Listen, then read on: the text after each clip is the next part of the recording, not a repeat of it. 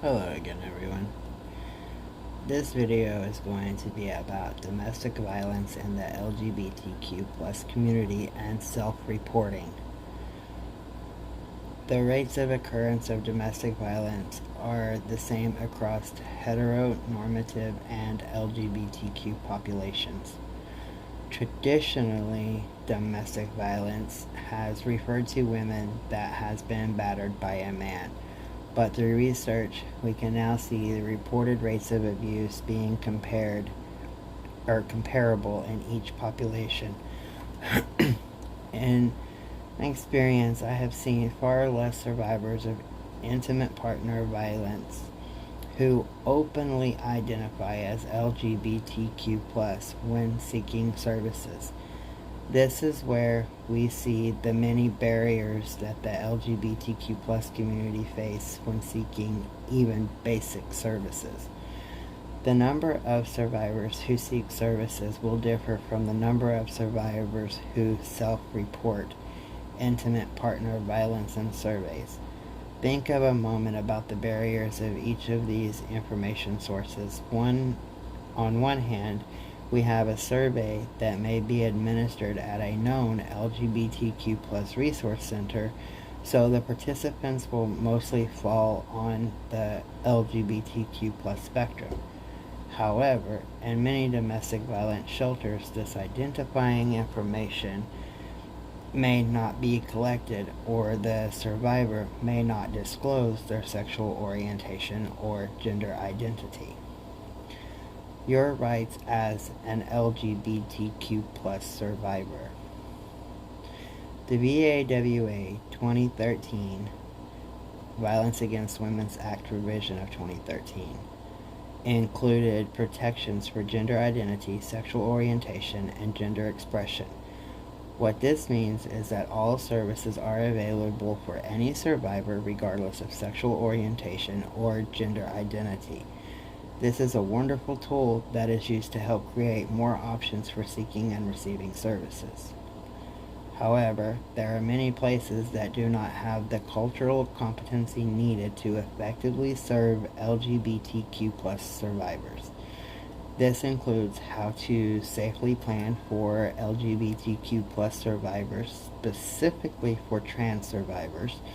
There are many things that we have to be aware of when doing safety planning for this population.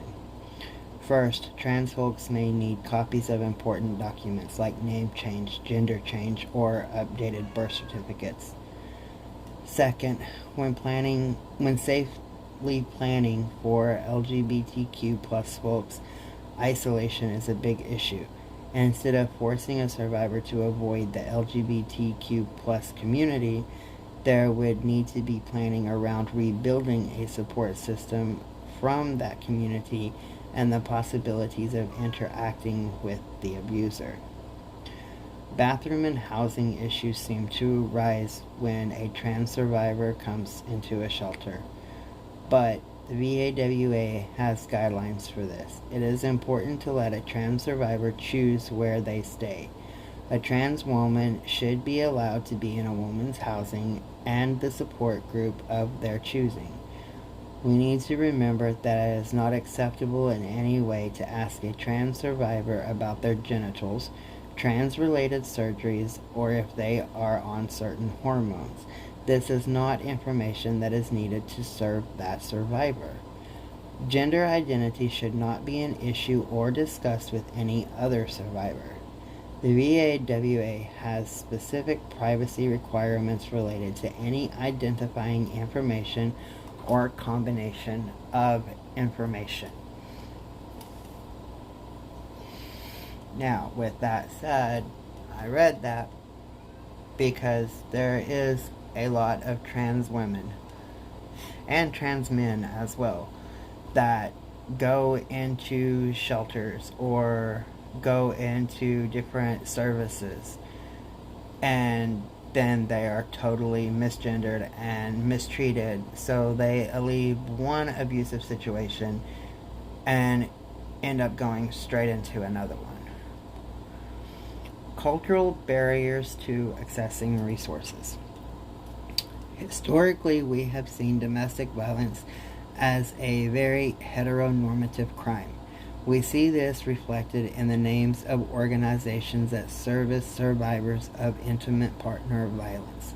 Shelter names like Women's Crisis Center can be very off-putting for male and trans survivors.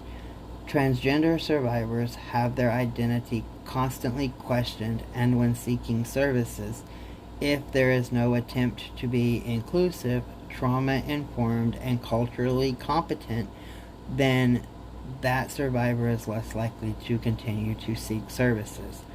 One of the main barriers is being outed. For a trans person, being outed can be the difference between life and death. There are many barriers that male survivors face. We live in a society where masculinity hinders men's abilities to express emotions in a healthy way, admit they were victimized, and seek help when needed.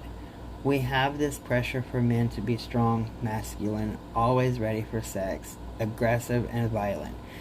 This can make seeking services very difficult. Masculinity is fragile and needs to be constantly proven, making reporting for men that much more difficult. Abuse tactics unique to the LGBTQ plus survivors. Understanding unique abuse tactics that are used against LGBTQ plus survivors is extremely important. Specific abuse tactics can include, but are not limited to, being outed, isolation from the community, inability to attend support groups, blaming abuse on the survivor's identity. Example, if they were not gay, they would not be in this situation. Being told that abuse is normal in LGBTQ plus relationships.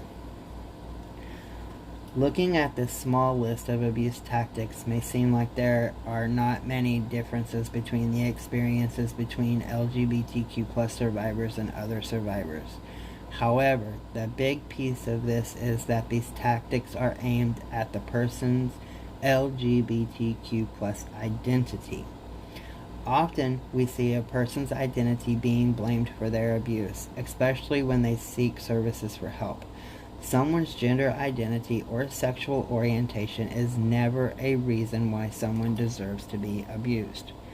No one ever deserves to be abused. This is a way to victim blame LGBTQ plus survivors. They caused their own abuse by choosing to be LGBTQ plus.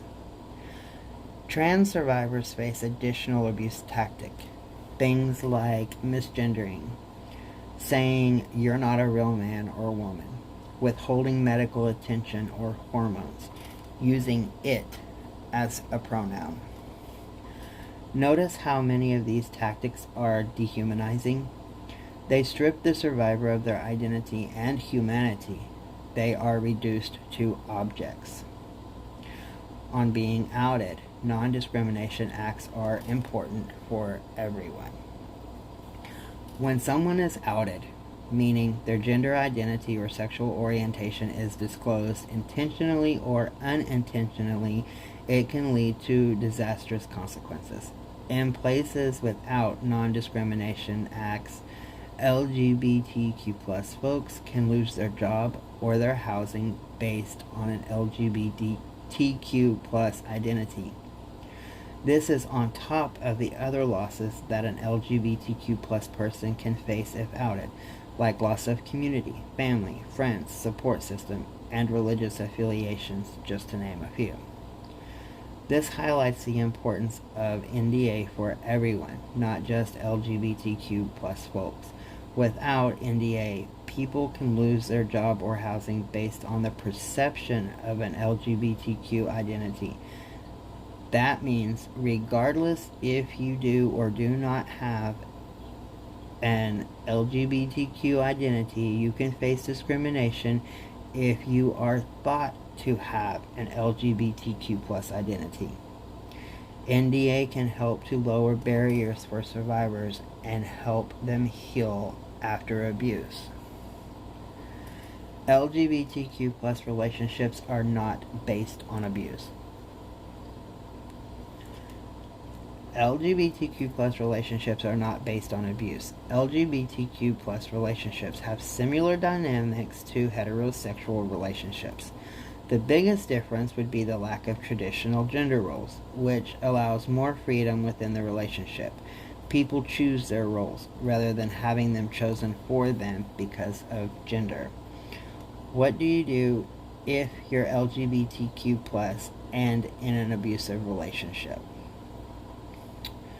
Go to a domestic violence shelter, and meet with an advocate.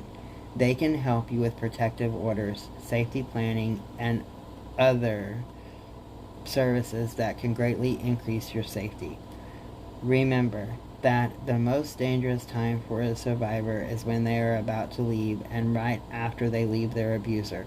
A significantly higher amount of people are killed by their abusive partner after they left the situation. You can find the national hotline at 1-800-799-7233. That's basically the one just for everybody.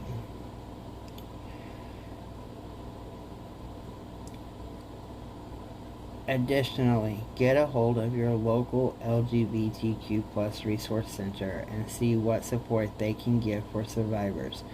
Local and state coalitions for sexual assault and domestic violence preventions are a great tool as well. So make sure that you stay safe.